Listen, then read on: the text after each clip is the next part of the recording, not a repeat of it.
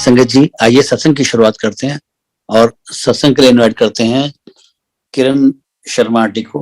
Aunty, आप please आए, गुरु जी का सत्संग शेयर करें। जय गुरु जी, शुक्राना गुरु जी, शुक्राना संगत जी। आप लोग भी इस टाइम बैठे हैं सत्संग सुनने के लिए, तो आप सबका बहुत बहुत शुक्राना और गुरु जी का बहुत शुक्राना कि उन्होंने ये मौका दिया कि मैं अपना सत्संग आपके साथ शेयर कर सकूं। जब अंकल ने मुझे कहा तो उस टाइम मैं घर पे नहीं थी, मेरठ के रास्ते में थी और मैंने कहा कि बस मैं टाइम से पहुंच गई तो अंकल मैं जरूर शेयर करूंगी, पर पहुंच ही जाएंगे। और मैं पहुंच गई, गुरुजी ने टाइम से पहुंचा दिया और अब मैं आप सबके बीच में हूं और सत्संग शेयरिंग के लिए बिल्कुल रेडी हूं। तो आज जो दो शब्द सुने, सो सतगुरु प्यारा मेरे नाल है। गुरुजी हमेशा हमारे साथ होते हैं, हर पल हमारे साथ होते हैं, तभी तो बड़े टाइम से उन्होंने यहाँ पहुंचा भी दिया और अब मैं सत्संग शेयर भी कर रही हूँ। और उनके बिना तो कुछ भी संभव नहीं है। गुरु बिन घोर अंधार, गुरु बिन समझ ना आवे। ये बिल्कुल ठीक बात है कि गुरु जी के बिना हम कुछ भी नहीं कर सकते। हमारे आसपास अंधकार के अलावा कुछ नहीं है। जो प्रकाश है वो प्रकाश भी गुरु जी हैं और हमारे जीवन में भी गुरु जी ही प्रकाश लाते हैं। तो संगत जी, मेरी जर्नी जो स्टार्ट हुई वो जून 2004 में, जो हमें पता है कि गुरु जी के दर्शनों का सौभाग्य हमें 2004 में मिला। वैसे तो हम में से कोई भी नहीं ये बता सकता कि हमारी जर्नी गुरु जी के साथ कब से है। ये तो जन्मों जन्मों की जर्नी होती है और कब से हम उनके साथ हैं ये तो उनके अलावा कोई नहीं जानता। तो ये हमारा सौभाग्य है और शुक्राना है गुरु जी का कि उन्होंने इस लायक समझा और हमें अपनी चरण शरण में लिया। और पहली बार ही जब गुरु जी के पास गए हम, मेरी फ्रेंड मुझे लेके गई थी और मुझे वहां जाके इतना अच्छा लगा, इतना अच्छा लगा। वहां का ऑरा, वहां का डिसिप्लिन, और गुरुजी को देख के लगा कि यहाँ तो ये स्थान ऐसा स्थान है जहां मैं रोज आ सकती हूँ। कहाँ तो कभी भी किसी गुरु के पास नहीं गई थी उससे पहले, और ना ही हम कभी मंदिर जाते थे। ये गुरुजी का बुलावा ही था कि उन्होंने सीधा अपने पास बुलाया, क्योंकि बचपन से हमने अपने फादर को देखा था कि सबकी हेल्प करो, सबको प्यार करो। मतलब उनको हमें हमेशा देखा कि वो कोई भी आ जाए घर में या वो कहीं भी जाए, वो सबको समान रूप से प्यार करते थे और किसी को भी हेल्प की जरूरत हो सबसे आगे बढ़ के वो उसकी हेल्प करते थे, हर एक के लिए खड़े रहते थे और हमेशा ईमानदारी और सच्चाई के रास्ते पे चलते थे। तो हम बच्चों ने उनको देखा इसी रूप में और हमें लगा कि यही धर्म है हमारा और हमें इसी धर्म पे चलना है। मंदिर जाने का और जोत जगाने का या किसी गुरु के पास जाने का, ना हमने अपने फादर को कभी देखा जाते हुए, ना हम भी उस रास्ते पे चले। पर जब मेरी फ्रेंड ने मुझे कहा कि ऐसे मेरे गुरुजी हैं और तू वहां चल, तुझे बहुत अच्छा लगेगा। और संगत जी, ऐसे मुझे लगा कि मतलब मन में एक बार भी ये थॉट नहीं आई कि नहीं मुझे नहीं जाना है, क्योंकि गुरुजी का बुलावा था और कृपा उनकी बरसनी थी हम सबके ऊपर। शुक्राना गुरुजी का, जितना हम करें उतना कम है। और पहली बार ही गए, जब वहां जाके मैं बैठी, दर्शनों का सौभाग्य मिला और वहां शब्द बानी चल रही थी। शब्द बानी में ही इतना अमृत था और उसके बाद नहीं समझ में आया कि क्यों, पर आंखों से बहुत आंसू बहे, बहुत बहुत बहुत आंसू बहे आंखों से। और यही सोच रही थी कि आसपास संगत देख रही होगी तो वो क्या सोचती होगी कि ये आंटी इतना क्यों रो रही है। लेकिन अब पता लगा है कि काफी संगत के साथ ऐसा ही होता रहा है और वो भी हमें नहीं पता, लेकिन जो ऐसा लगता है कि वो भी हमारे मन की मैल धुल रही थी उन आंसुओं से। या ये भी मन में थॉट आता है कि हमारी आत्मा को जब परमात्मा मिल गए, परमात्मा के दर्शन हुए, तो भी आंखों से आंसू आए। तो जो भी है, गुरु जी से मिलके बहुत बहुत बहुत अच्छा लगा। और उसी दिन रात को सपने में गुरु जी ने दर्शन दिए और कहा, हुन फिक्र ना कर, गुंजन दा भी हो जाएगा ते बाकी सब भी ठीक हो जाएगा। और संगत जी, गुरु जी की कही हुई हर बात, हर वाक्य ब्रह्म वाक्य है। जो उन्होंने कहा बिल्कुल वैसे ही हुआ। गुंजन मेरे बेटे का नाम है। तो वो उन दिनों, ही इज एयरक्राफ्ट इंजीनियर, तो उन दिनों वो विदाउट पे किसी एयर कंपनी में काम कर रहा था। उसने जब उस कंपनी ने कहा कि हम जॉब तो देंगे बट वी विल नॉट पे, ये तुम्हारी मर्जी है कि तुम ज्वाइन करो या ना करो। तो उसने मुझसे पूछा, मम्मी क्या करूं? तो मैंने कहा नहीं, तुम ज्वाइन कर लो, क्योंकि तुम्हारा फील्ड यही है और तुम्हारे फील्ड का तुम्हें एक्सपीरियंस मिलेगा, तो तुम्हें ज्वाइन कर लेना चाहिए। और उसने ज्वाइन कर लिया। तो वो 1 साल से वही काम कर रहा था विदाउट पे। और जब हम गुरुजी के पास पहुंचे, और गुरुजी के पास पहुंचते ही विद इन डेज उसकी जॉब दूसरी एयरलाइंस में लग गई, और विद इन 2 मंथ्स एक और एयरलाइंस में लग गई, और इस तरह से उसका अप का दौर शुरू हो गया। तो गुरुजी की पूरी कृपा रही उसके ऊपर। और उसके बाद उस कंपनी को किंगफिशर ने एक्वायर कर लिया। एंड किंगफिशर में भी बहुत अच्छा रहा जब तक उसने जॉब की। लेकिन फिर अचानक से जब किंगफिशर शट डाउन हो गई, तो 2 साल तक ये विदाउट जॉब रहा। और वो उस पीरियड को भी हम गोल्डन पीरियड मानते हैं। क्यों? क्योंकि उस पीरियड में इसका गुरुजी के साथ जुड़ना जो था वो हुआ। और पहले भी जाता था गुरुजी के पास, लेकिन उन दिनों, उन 2 साल में उससे गुरुजी के साथ बहुत जुड़ाव हुआ। और उसने ये भी चाहा कि मैं गुरुजी के मंदिर में, बड़े मंदिर में सेवा करूं। और इसी संदर्भ में उसने, मैं और वो गए थे मंदिर, और उसने गेट पे जो सेवादार थे उनसे पूछा कि मुझे सेवा कैसे मिल सकती है। उन दिनों एक्चुअली डुगरी जाने वाले नाम लिखे जा रहे थे गेट पे। तो वो कहने लगे, हम लोग तो यहाँ नाम लिख रहे हैं, आप ना पीछे जाओ। और किसी और सेवादार अंकल का नाम उन्होंने बताया कि आप उनसे पूछो। इसने पीछे जाके पूछा कि आगे से अंकल ने आपके पास भेजा है। तो उन्होंने बात पूरी नहीं सुनी, उन्होंने कहा नहीं नहीं, आप आगे ही जाइए, गेट पे ही आपको बताएंगे। सो ये वापस गेट पे आ गया, फ्रंट गेट पे। और इसने कहा कि अंकल, उन्होंने आपके पास भेजा है। तो उन्होंने कहा अच्छा, कितने जने? तो इसने कहा वो किस लिए? तो उन्होंने कहा डुगरी जाने के लिए। कितने नाम लिख लूं, कितने जने जाओगे? तो अब इसे लगा कि ये तो डुगरी का बुलावा है, तो इसने कहा 2, मैं और मेरी मम्मी। तो उन्होंने कहा ठीक है। तो इस तरह संगत जी, उस दिन डुगरी से बुलावा था हमारा। और हम लोग बस में तो हालांकि नहीं गए, हम बाय कार ही गए। और डुगरी पहुंचे, और डुगरी पहुंचने से 3-4 किलोमीटर पहले बहुत भारी एक्सीडेंट हुआ हमारा। और पीछे से एक बाइक आ रही थी, वो अचानक से कार के सामने से रोड क्रॉस करने लगी।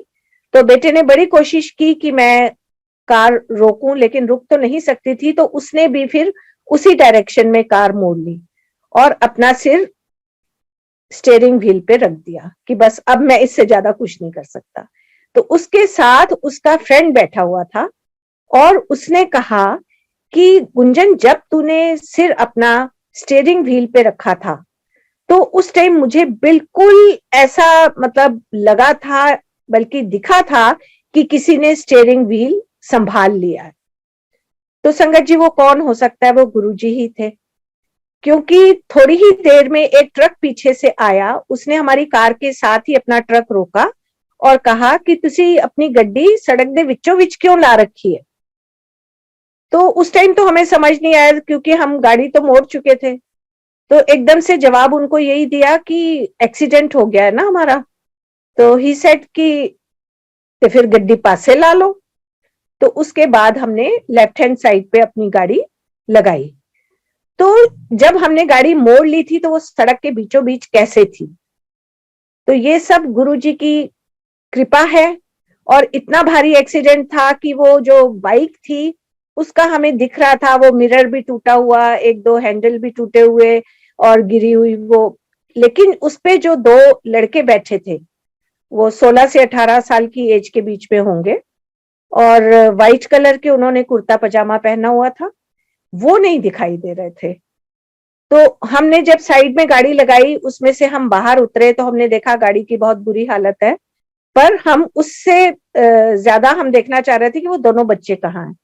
तो देखा तो वो थोड़ी पीछे की तरफ को खड़े थे, 3-4 और गांव वाले उनके साथ खड़े थे और हम उनकी तरफ जाने लगे। तो उन्होंने हाथ के इशारे से कहा कि हम ठीक हैं, आप जाइए। पर हमें फिर भी विश्वास नहीं हो रहा था कि इतने भारी एक्सीडेंट में इन्हें कहीं तो चोट आई होगी। और संगत जी, हमने पास जाके देखा, उन्हें कहीं कोई चोट नहीं आई हुई थी।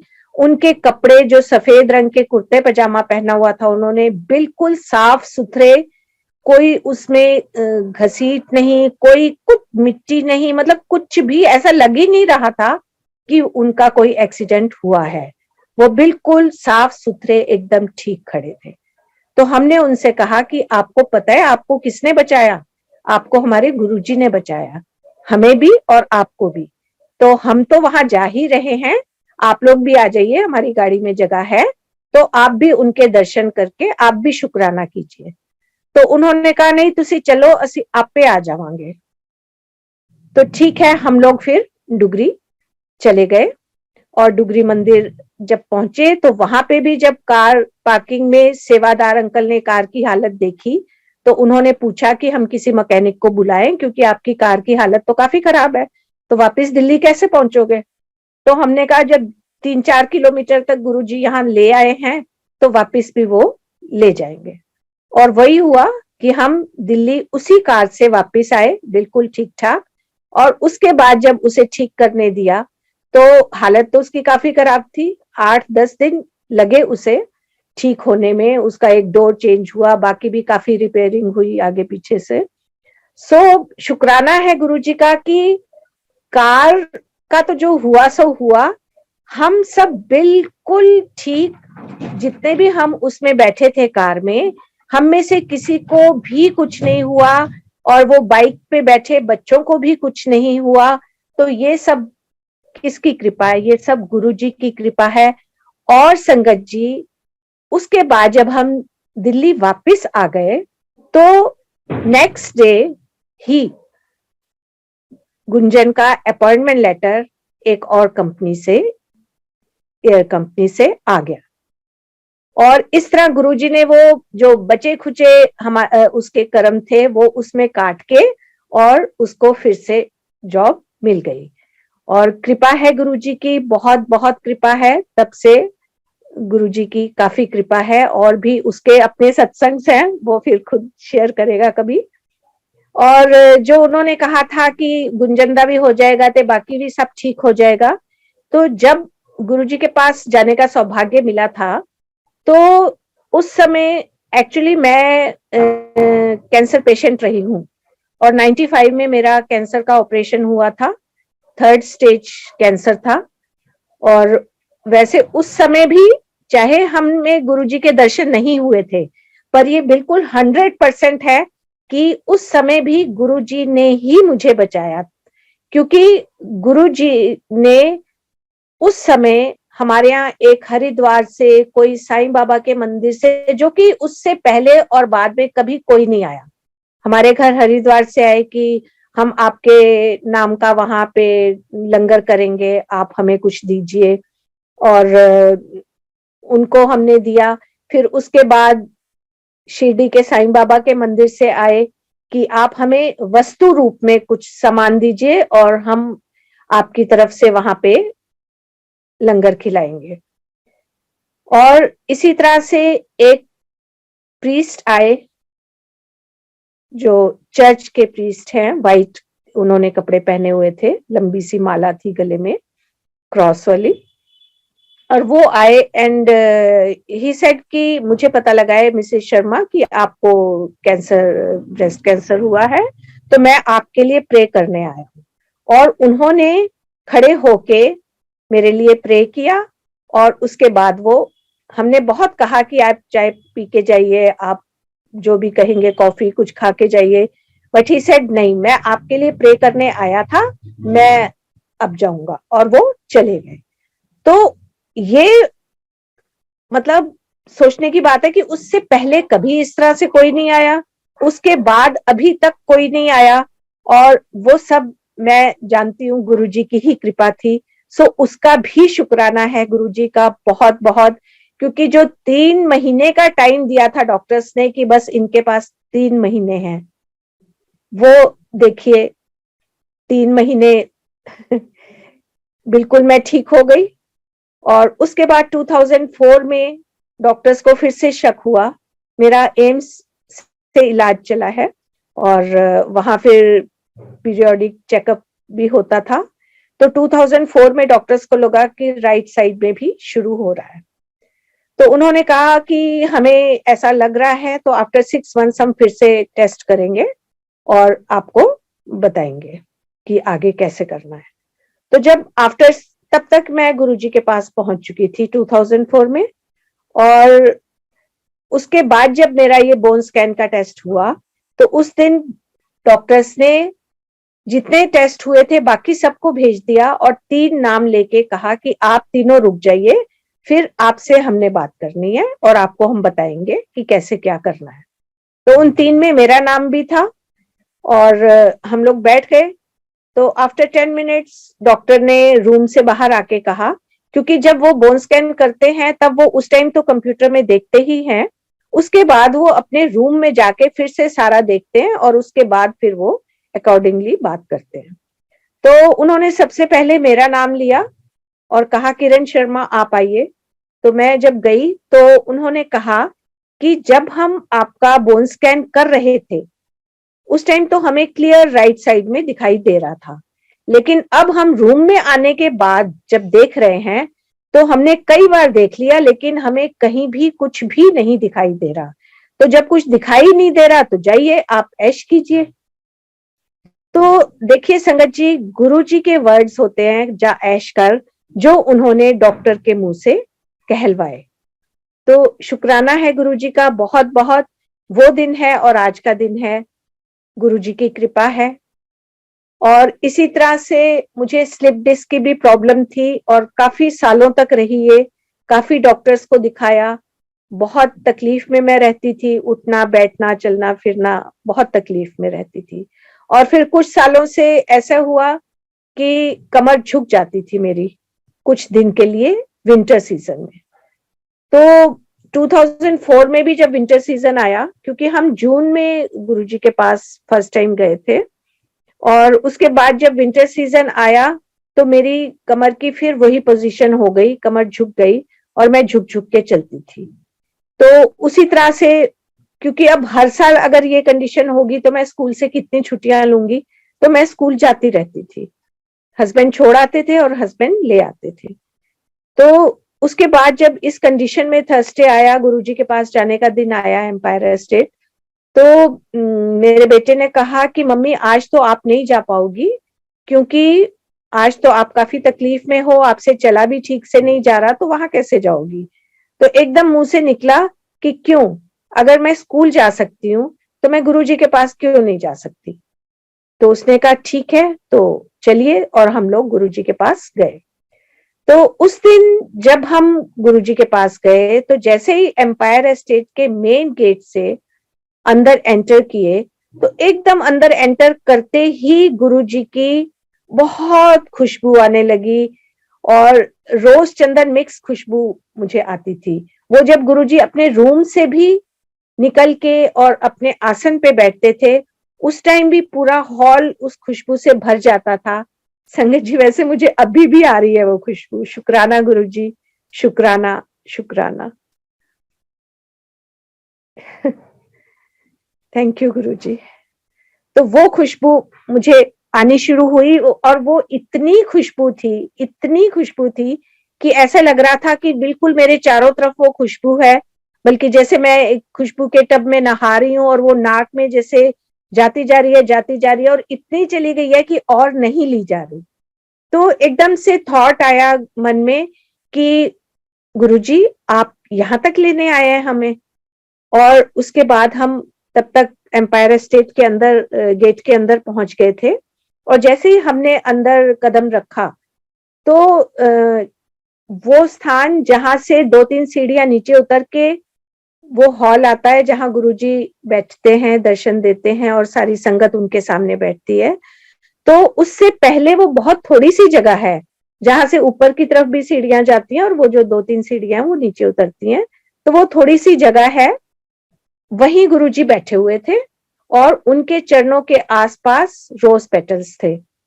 तो जैसे ही मैंने उन्हें देखा एंटर करते ही, तो मैंने एकदम उनके चरण छुए, और जैसे ही चरण छुए वो एकदम उठ के खड़े हुए और उसके बाद वो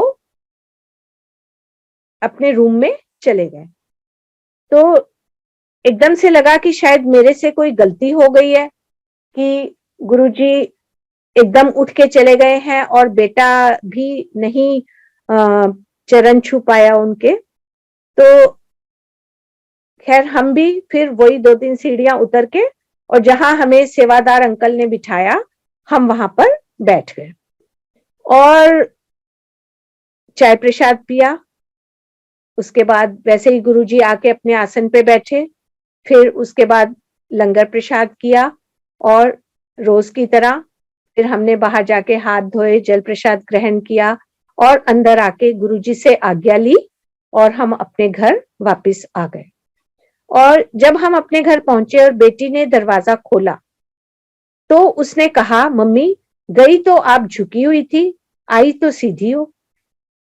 तो तब एहसास हुआ कि मेरी कमर सीधी हो गई है, जबकि गुरुजी ने तो उसी पल जब वो उठ के अपने रूम में गए थे, उसी पल मुझे ठीक कर दिया था। और इतना शुक्राना है उनका कि मतलब तब से अब तक दोबारा मेरी कमर नहीं झुकी। तो गुरुजी बिना कहे, क्योंकि मैंने कभी उनसे नहीं कहा कि मुझे ये तकलीफ है या वो तकलीफ है, और उनको तो सब पता है, उनके आगे तो उन्होंने जब हमें एक बार देख लिया, हमारी फाइल उनके आगे खुल गई और उन्हें पता है कि हम पास्ट में क्या करके आए हैं, अब क्या कर रहे हैं और आगे फ्यूचर में हम क्या करने वाले हैं। तो हमारी फाइल उनके सामने बिल्कुल क्लियर, हमारा कच्चा चिट्ठा उनके सामने होता है सब हमारे ही कर्म जो हम भुगत रहे होते हैं। पर हमें इतने अच्छे गुरुजी जो रब गुरु रूप में आए हैं वो हमें मिले हैं, ये हम सबका बहुत सौभाग्य है। और वो हमारे कर्म इतने प्यार से कटवा देते हैं कि हमें पता भी नहीं लगता। इसी तरह से मुझे माइग्रेन की भी बहुत सालों से तकलीफ थी और बहुत कष्ट में रहती थी मैं उस माइग्रेन की वजह से भी, जो कि एक बार शुरू होता था तो 3-4 दिन तक होता ही रहता था और बहुत कष्ट झेलना पड़ता था। और संगत जी, ये मेरा कब ठीक हो गया वो भी मुझे बिल्कुल नहीं पता लगा। ये भी पता कैसे लगा कि एक बार फिर मेरी बेटी ने ही मुझे कहा कि मम्मी आजकल तो आप कहती ही नहीं कि मेरे सिर में दर्द हो रहा है। तो तब मुझे लगा कि अरे हाँ, काफी टाइम से मेरे सिर में जब होता है दर्द तब हमें बहुत एहसास होता है इस चीज का, जब नहीं होता तो हमें पता भी नहीं लगता कि हमें आजकल दर्द नहीं हो रहा। वो जब बेटी ने कहा तब मुझे समझ में आई कि हाँ, अरे मेरे को तो दर्द नहीं हो रहा। और संगत जी, तब से मुझे माइग्रेन का दर्द दोबारा कभी नहीं हुआ। तो इतनी कृपा है गुरुजी की कि इसी तरह से एक बार मेरे को पेट की इतनी तकलीफ थी, इन्फेक्शन के कारण पेट में बहुत दर्द भी था और लूज मोशंस भी थे। तो इस तरह से बहुत तकलीफ में थी और गुरुजी का फंक्शन आया इस दौरान, बड़े मंदिर वाला, और वहां जाना था। अब मुझे ये याद नहीं है बर्थडे वाला था या गुरु पूर्णिमा वाला था। तो हम उस दिन हमने सबने जाना था और मेरी जब इतनी जबरदस्त तकलीफ थी उस दिन इन्फेक्शन के सॉरी इन्फेक्शन के कारण, दर्द भी था, लूज मोशंस भी थे और मैं काफी तकलीफ में थी। तो मैंने कहा कि आप सब चले जाओ और मैं घर पे ही रहूंगी। और उस दिन मैं घर पे रही। जब ये सब चले गए तो मैं बहुत रोई कि गुरुजी मुझे तो आपके पास आना था, पर इस हालत में तो मैं आ भी नहीं सकती थी, मैं बड़े मंदिर तक पहुंच भी नहीं पाती क्योंकि इतने लूज मोशंस और इतना पेट दर्द। और रोते रोते अचानक से मुझे नींद आ गई और जैसे अर्ध निद्रा अवस्था होती ना, ऐसे भी लगे जागी हूं और ऐसे भी लगे सो रही हूं। और ऐसे में एकदम से मेरे सामने बड़ा मंदिर था। बड़े मंदिर में जैसे लंगर जहां सर्व किया जाता है, सबके हाथों में प्लेट्स थी, मैं लाइन में लगी हुई थी सपने में, और मेरे हाथ में भी प्लेट थी और मेरी प्लेट में गुरुजी ने अपने हाथ से सारा लंगर परोसा और मैंने वो लंगर खाया। संगत जी, फिर अचानक से मेरी नींद खुल गई और मेरे पेट में बहुत जोर से दर्द हुआ और मैं एकदम वॉशरूम में गई। वॉशरूम से जब मैं वापस आई तो मेरा पेट दर्द भी ठीक था और मैं अदरवाइज भी बिल्कुल ठीक महसूस कर रही थी। और उसके बाद ना पेट में दर्द हुआ, ना मुझे लूज मोशन हुआ और मैं बिल्कुल नॉर्मल हो गई। और जब ये लोग बाकी सब वापस आए तो इन्होंने पूछा अब आप कैसे हो? मैंने कहा मैं तो बिल्कुल ठीक हूँ। अच्छा तुम मुझे ये बताओ कि तुम्हें बड़े मंदिर में तुमने लंगर में क्या क्या खाया? तो जब इन्होंने बताया तो मैंने कहा मैंने भी ये सब खाया। तो नहीं, इन्होंने कहा कि आपने कैसे खाया? तो मैंने कहा ऐसे ऐसे मुझे सपना आया था और मुझे गुरुजी ने खुद अपने हाथ से परोस के ये सब दिया। तो गुरुजी ने कैसे मन की इच्छा भी पूरी कर दी, बड़े मंदिर में भी ले गए और अपने हाथ से प्रसाद देके उन्होंने मुझे ठीक भी कर दिया। और एक सत्संग और याद आ रहा है कि जैसे सबको हम देखते थे कि गुरुजी की टांगे, बाहें, हाथ, पैर दबाते थे। काफी लोगों को, काफी संगत को देखा था दबाते हुए, पर ये सौभाग्य हमें नहीं मिला कभी। तो मन में एक रहता था कि काश कभी हमें भी ये सौभाग्य मिलता। तो गुरुजी तो सब कुछ सुनते हैं हमारे मन की भी, और मेरे तो ज्यादातर सपने में ही गुरुजी ने सारी इच्छाएं पूरी की हैं और जो नहीं मांगा वो भी दिया है और जो मन में जो भाव आया तो वो भी पूरा किया है। तो एकदम से मुझे ये सपना आया कि गुरुजी एक जगह चारपाई पे लेटे हुए हैं और गुंजन उनके एक टांग दबा रहा है, बेटा मेरा, और गुरुजी की आंखें बंद है। तो मैं दूर से देख रही हूँ कि गुरुजी सो रहे हैं और गुंजन एक टांग दबा रहा है।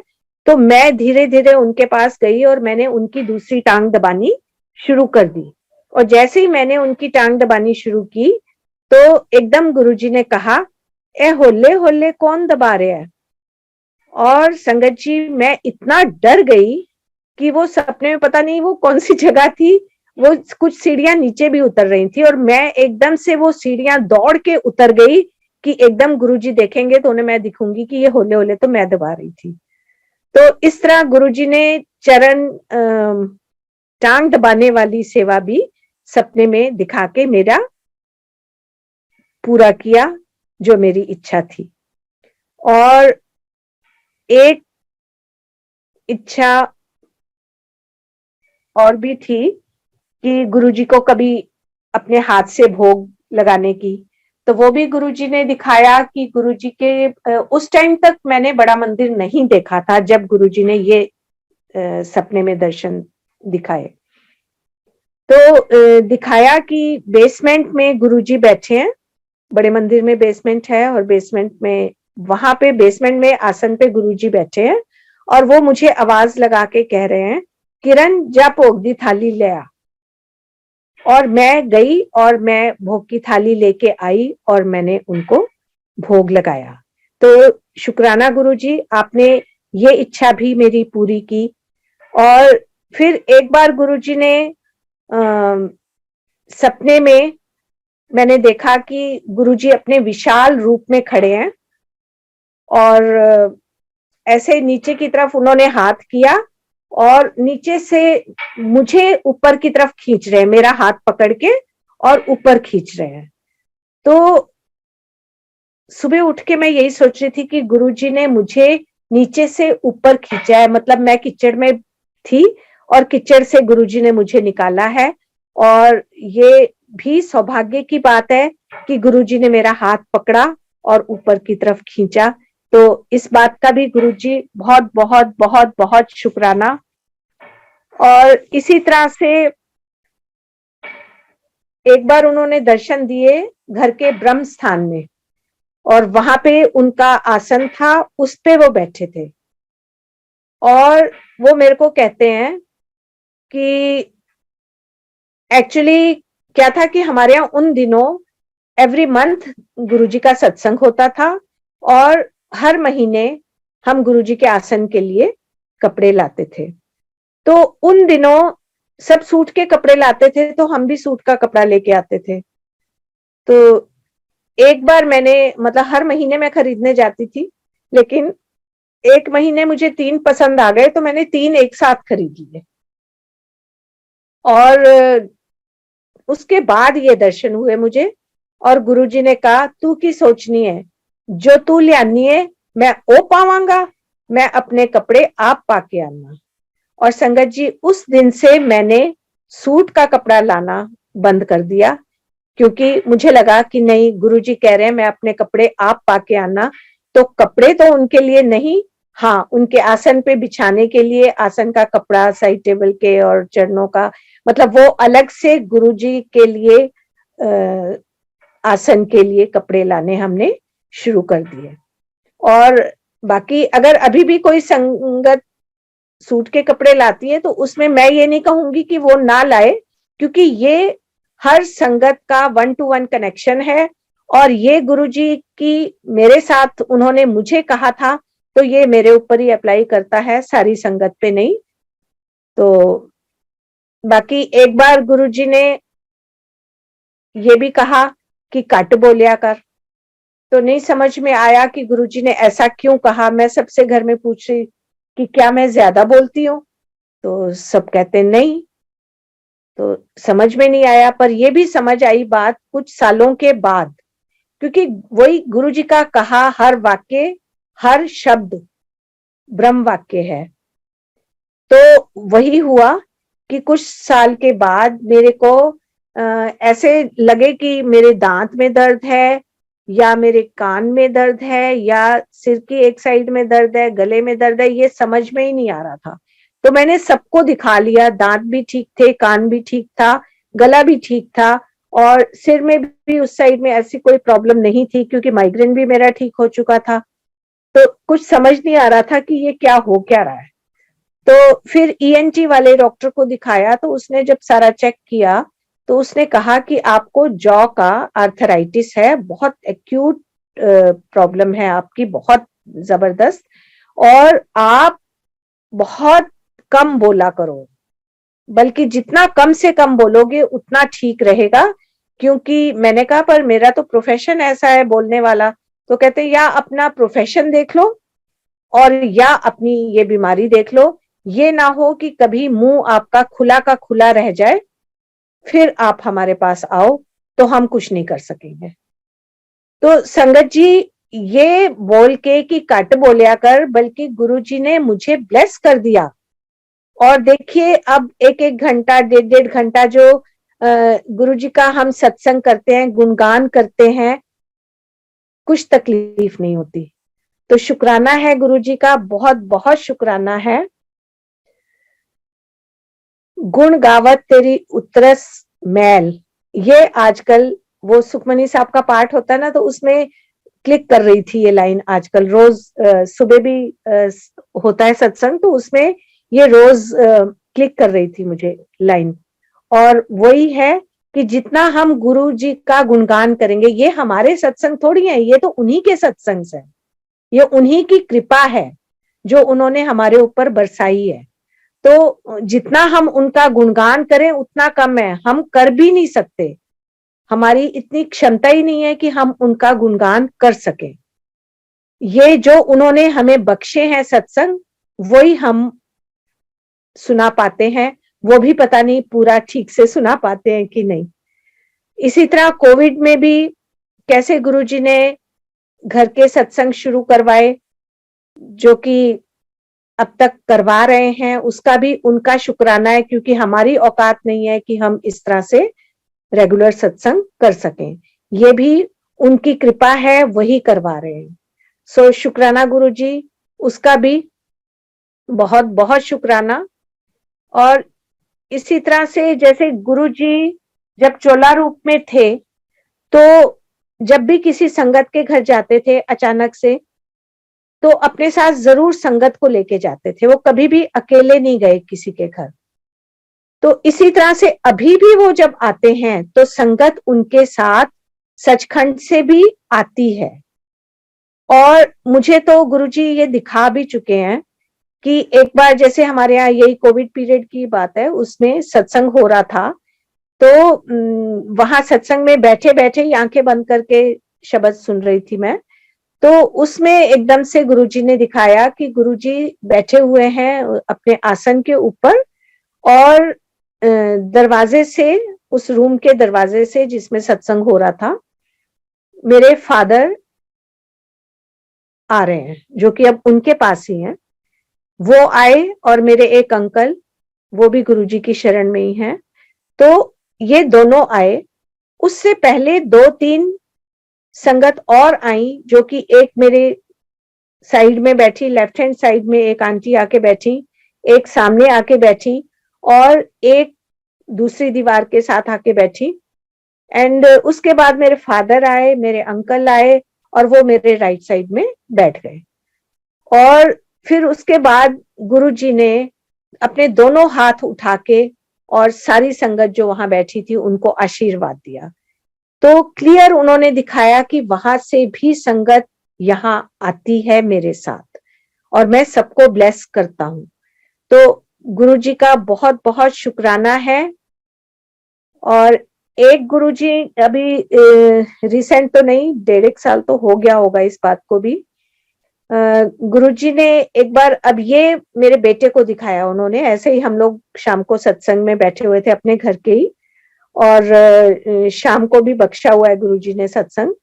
तो जब हम बैठे हुए थे, तो बेटे को ये दिखाया उन्होंने कि उसने मुझे सत्संग के बाद कहा कि मम्मी, आज मैं सत्संग में बैठा था तो गुरुजी ने मुझे दिखाया कि वो आसन पे बैठे हैं, और आप आई हो, आपने आके उनको माथा टेका है, और गुरुजी ने आपसे बोला है कि मेरे सामने जदों भी आए पीले कपड़े पाके आया कर, येलो पाके आया कर।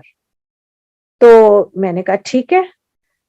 तो ये मुझे एकदम से इसलिए याद आया कि कल एक आंटी, एक्चुअली शाम को सत्संग होता है, तो अगर किसी आंटी ने आना होता है, कोई फोन करके पूछ लेता है, कोई वैसे भी आ जाता है, तो वो आंटी आई थी। एंड अभी सत्संग शुरू नहीं हुआ था, टाइम 5 मिनट थे। तो उन आंटी ने मेरे से पूछा कि आंटी, आपको येलो के शेड्स बहुत पसंद है?